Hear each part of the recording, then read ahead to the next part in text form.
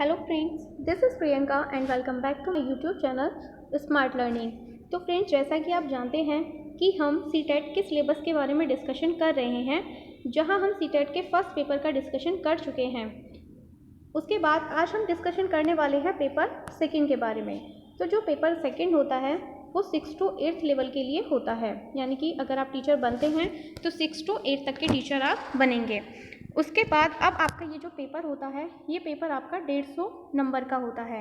इसके अंदर आपके 150 ही क्वेश्चन होते हैं और ये आपके 150 ही मार्क्स के होते हैं। दूसरा, इस पेपर के अंदर कोई भी नेगेटिव मार्किंग नहीं होती और ये पेपर आपका सेंट्रल लेवल पर होता है, जो कि आपके स्टेट में भी वैलिड होता है। उसके बाद इसके अंदर जो 150 नंबर का पेपर आता है, ये आपका 5 भागों में डिवाइड होता है, यानी कि इसके अंदर आपके 5 सब्जेक्ट आते हैं। ये जो 150 नंबर होते हैं वो 30-30 करके 30-30 मार्क्स करके 5 पेपरों में डिवाइड होते हैं, 5 पोर्शंस में डिवाइड होते हैं। तो जो पहला पोर्शन होता है वो होता है बाल विकास एवं शिक्षण। इसके अंदर फ्रेंड्स आपके 30 प्रश्न आने वाले हैं। तो कहाँ कहाँ से प्रश्न पूछे जाएंगे, कौन कौन सा टॉपिक आपको पढ़ना है, इसके लिए जो खंड क है उसमें जो प्रश्न आएंगे वो बाल विकास के अंदर से आएंगे, यानी कि जो प्राथमिक विद्यालय का बालक होगा, यहाँ से आपसे 15 प्रश्न पूछे जाएंगे।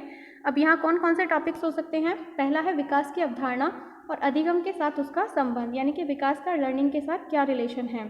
सेकेंड है बालकों के विकास के सिद्धांत, यानी कि बालकों के विकास के सिद्धांत क्या क्या हैं। आनुवांशिकता और पर्यावरण का क्या प्रभाव पड़ता है बच्चे के विकास पर।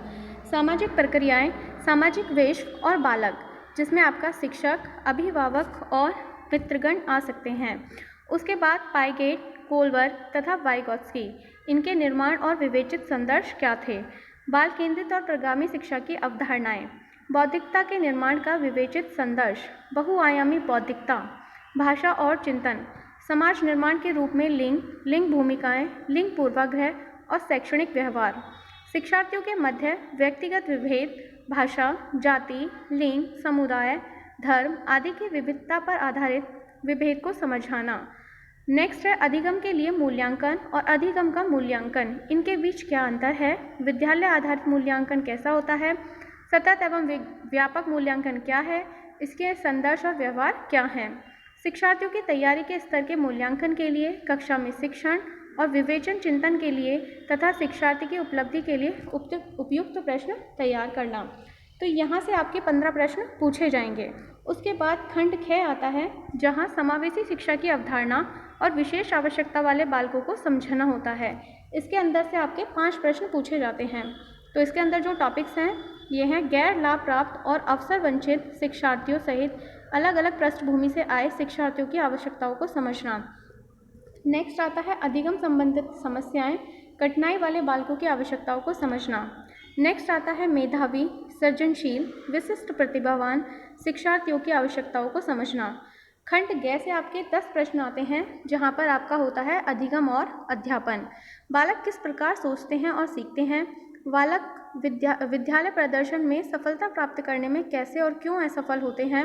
अधिगम और अध्यापन की बुनियादी प्रक्रियाएं, बालकों की अधिगम कार्यनीतियाँ, सामाजिक क्रियाकलाप के रूप में अधिगम, अधिगम के सामाजिक संदर्भ, एक समस्या समाधानकर्ता और एक वैज्ञानिक अन्वेषक के रूप में बालक, बालकों में अधिगम की वैकल्पिक संकल्पना, अधिगम प्रक्रिया में महत्वपूर्ण चरणों के रूप में बालक की त्रुटियों को समझना, बोध और संवेदनाएं, प्रेरणा और अधिगम, अधिगम में योगदान देने वाले कारक, जो कि निजी भी हो सकते हैं और पर्यावरणीय भी हो सकते हैं।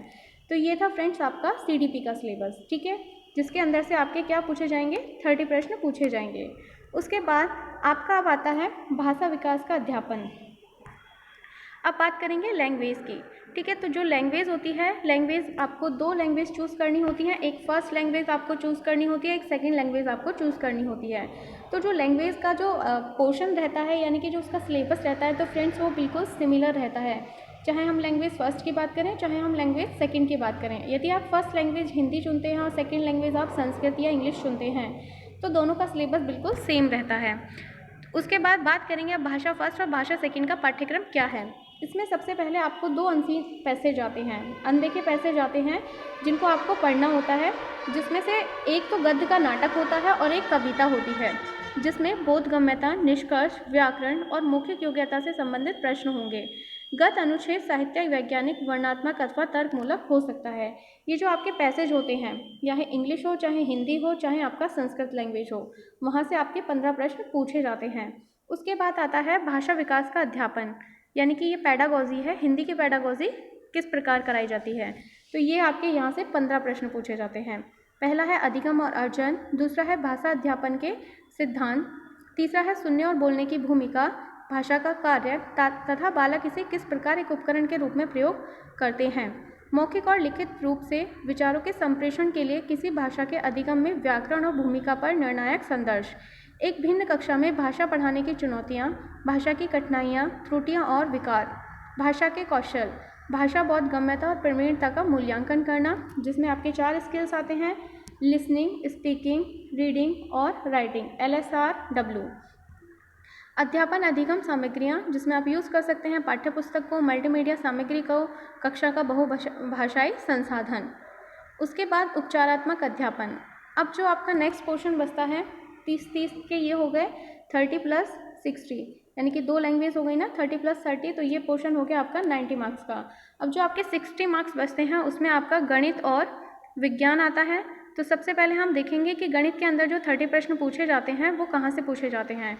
तो जो 20 प्रश्न होते हैं वो कंटेंट से होते हैं, यानी कि जैसे अंक प्रणाली हो गया, अंकों को समझना हो गया, अंकों के साथ खेलना, पूर्ण अंक, नकारात्मक अंक और पूर्णांक, भिन्न, बीजगणित का परिचय, अनुपात तथा समानुपात, ज्यामिति, मूलभूत ज्यामिति विचार, 2 डायमेंशनल, बुनियादी आकारों को समझना, 2D और 3D, सममिति, निर्माण, जिसमें सीधे किनारे वाले मापक ले सकते हो आप, कोण मापक ले सकते हो प्रकार का प्रयोग करते हुए, क्षेत्रमिति, आंकड़ा प्रबंधन।